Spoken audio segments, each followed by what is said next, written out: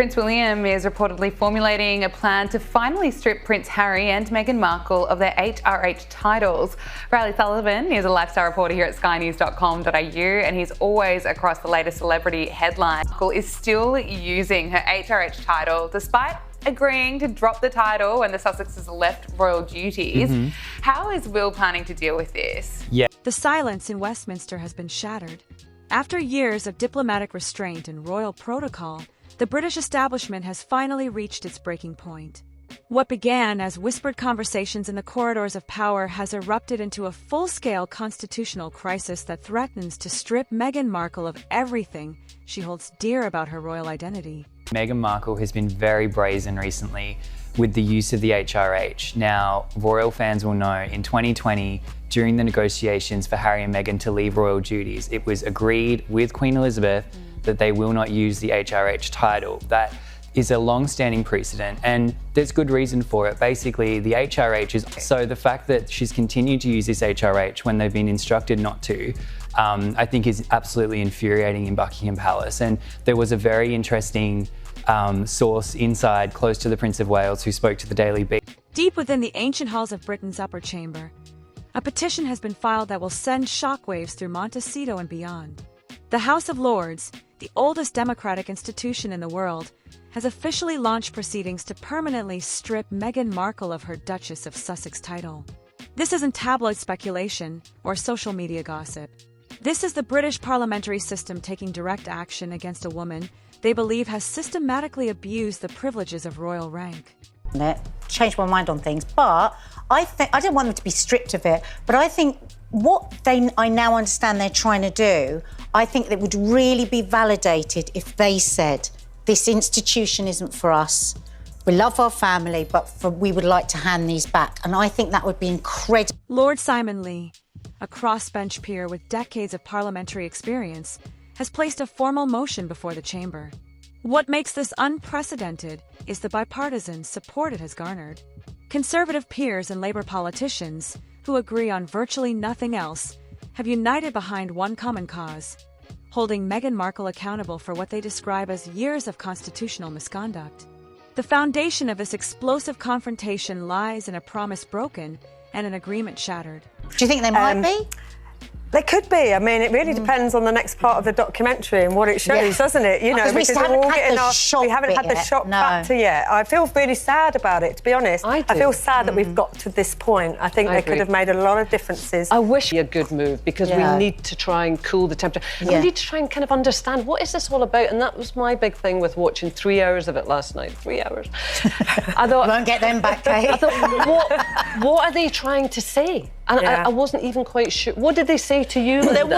When Harry and Meghan negotiated their exit from royal duties in 2020, Queen Elizabeth herself made the terms crystal clear. They could retain their Duke and Duchess titles, but the coveted, Her Royal Highness designation was off limits. This wasn't a suggestion or a guideline. This was a direct order from the sovereign herself, backed by centuries of royal precedent. Yet Meghan has brazenly continued to use the HRH title in official capacities, on legal documents, and in media appearances. Sources close to Buckingham Palace describe the frustration as absolutely infuriating. The woman who claimed she wanted freedom from royal constraints has simultaneously refused to relinquish the very symbols of that system she publicly rejected. Life, they've moved to America, they've got their house, they've got their kids over there, so they're not really part of our I don't think it's even that they don't deserve it, it's just they don't want to live it. So if you don't want to live it, then what's the point? It will make what they're saying more authentic, because I think it is authentic, but you can't say all of that and then keep those titles. I think of her as an actress, and I remember when I was in a relationship years ago, everything I did and said, whether I cried, whether I joked, this boyfriend of mine would say, well, you're an actress. As if you were fake. So I think as if it was fake. So I feel that she's also a bit awkward and watching everything that she's saying, so that doesn't play well to people. But this calculated defiance has not gone unnoticed by those who hold the power to strip her of these privileges permanently. If there was a single moment that transformed parliamentary frustration into parliamentary action, it was Meghan and Harry's unauthorized diplomatic mission to Nigeria. What they presented as a private humanitarian visit was, in reality, an elaborate charade that made a mockery of British foreign policy and royal protocol. Dressed in traditional Nigerian attire, Meghan conducted herself like a working royal on an official state visit. I got, if I wasn't Dame Kelly Holmes double Olympic champion, based on the colour of my skin, as opposed to people understanding my cultural background. I don't know any different than being a Kent white girl. Yeah. From what I see and what I know, because everyone around me was white. This is a normal environment. She met with military leaders, attended ceremonial events, and delivered speeches while prominently using her Duchess title. The optics were unmistakable. She was representing herself as a British royal conducting diplomatic relations with a Commonwealth nation. The problem? Neither the Foreign Office nor Buckingham Palace had been informed, consulted, or given approval for any aspect of this theatrical performance. Parliamentary sources describe this as unauthorized diplomatic posturing that put Britons carefully maintain neutrality in international affairs at serious risk. When a person bearing royal titles engages in quasi-diplomatic activities without governmental oversight, it creates confusion about official British policy and potentially compromises legitimate diplomatic relationships.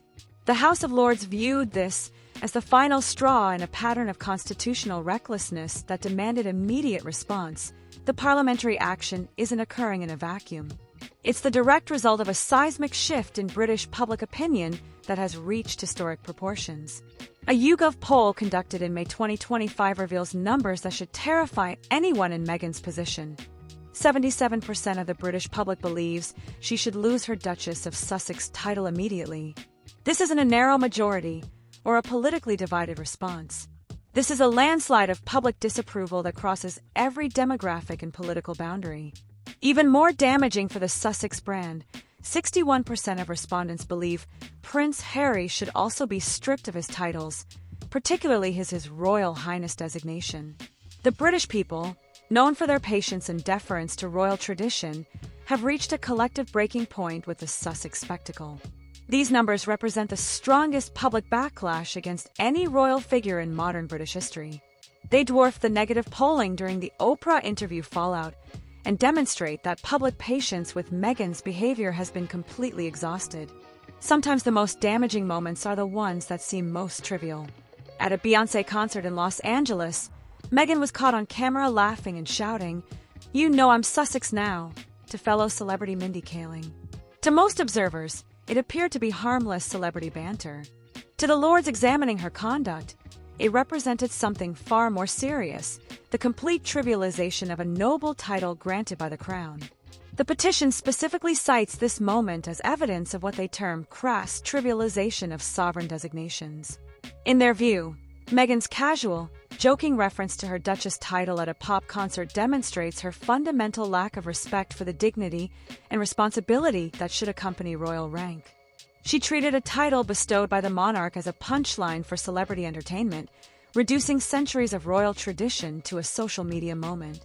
Legal experts examining the case believe this public display of disrespect could constitute a violation of the 1917 Royal Titles Act, which explicitly prohibits title holders from using their royal status for commercial or entertainment purposes. The casual nature of Meghan's comment, broadcast to millions, provided Parliament with the smoking gun evidence they needed to justify formal action. The Lords' petition goes far beyond casual disrespect, detailing what they describe as the systematic commercial exploitation of royal titles for personal financial gain. Meghan and Harry's multimedia empire, built around their Sussex brand, represents an unprecedented monetization of royal status that Parliament views as fundamentally incompatible with noble rank. Their Netflix documentary series literally opens with Duke and Duchess of Sussex displayed in royal typography, immediately establishing their commercial content as a royal product. Their Spotify podcast deals were negotiated and marketed using their Duchess and Duke titles as primary selling points. Even their attempted trademark applications for Sussex Royal and Archewell demonstrated their intention to transform royal designations into global commercial brands.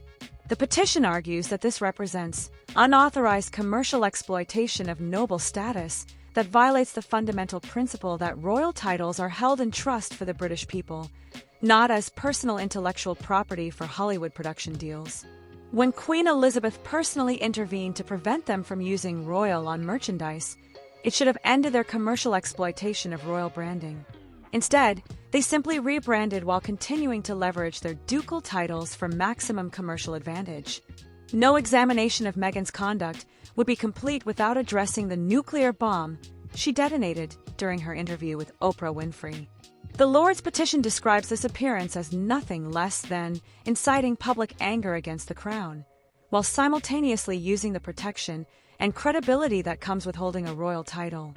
Meghan's accusations of racism within the royal family, delivered to a global audience of millions, created an international crisis for the monarchy.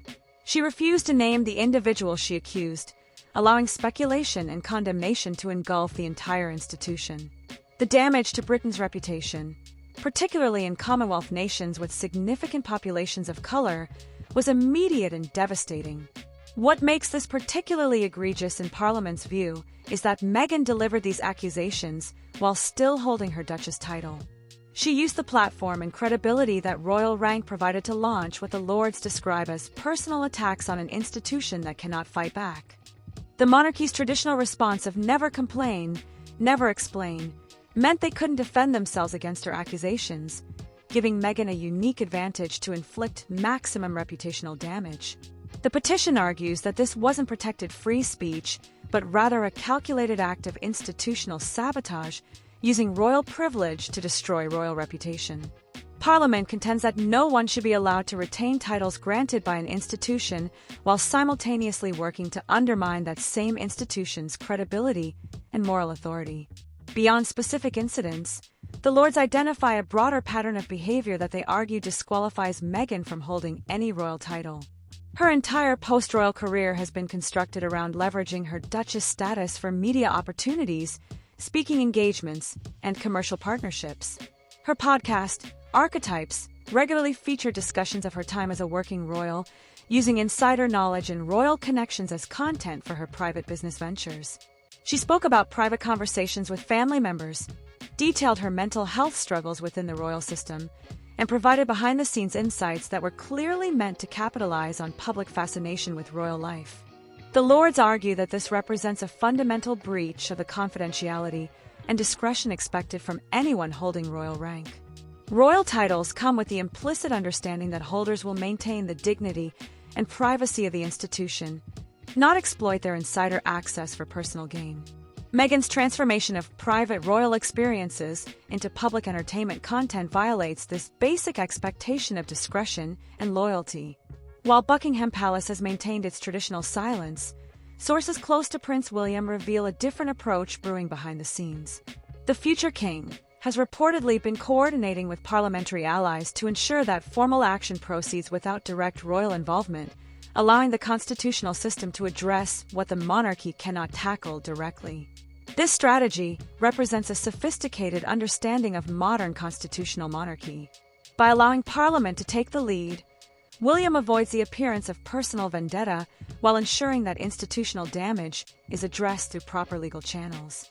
The Prince of Wales understands that the monarchy's long-term credibility depends on maintaining clear boundaries about who can and cannot exploit royal titles for personal advantage.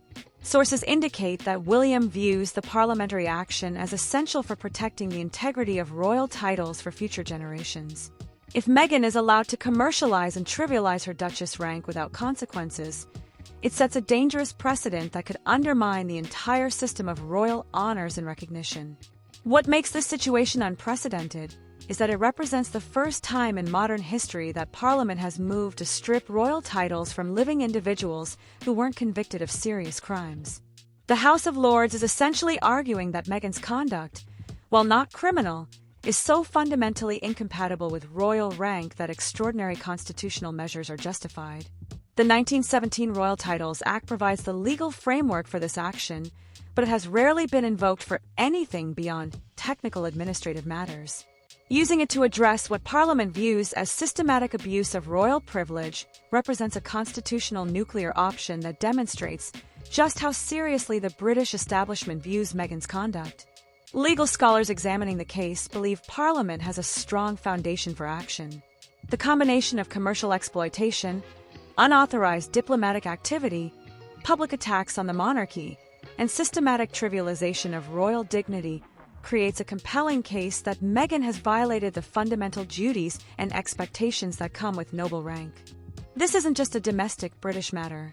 The House of Lords' action has implications for how the Commonwealth views the monarchy and how international partners understand British constitutional processes.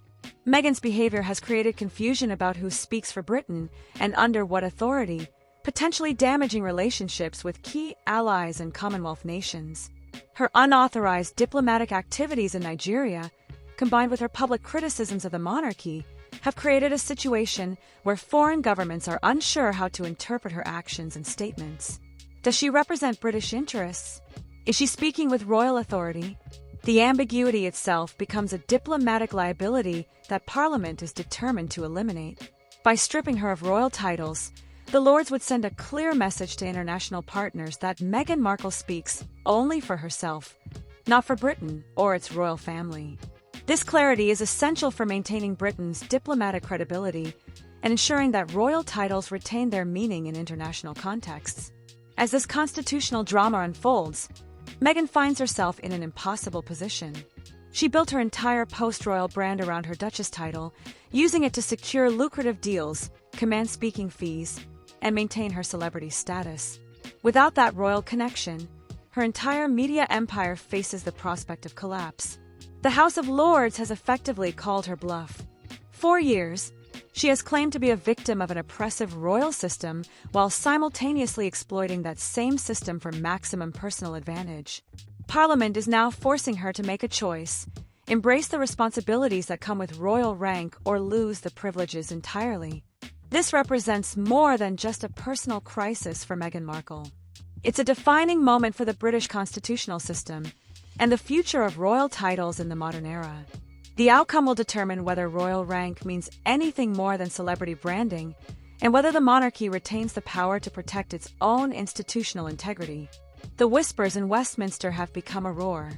The British establishment has drawn its line in the sand. Meghan Markle's royal fairy tale is about to face its ultimate test, and the House of Lords is holding the pen that will write its final chapter. The Duchess of Sussex may soon discover that some privileges, once lost, can never be recovered.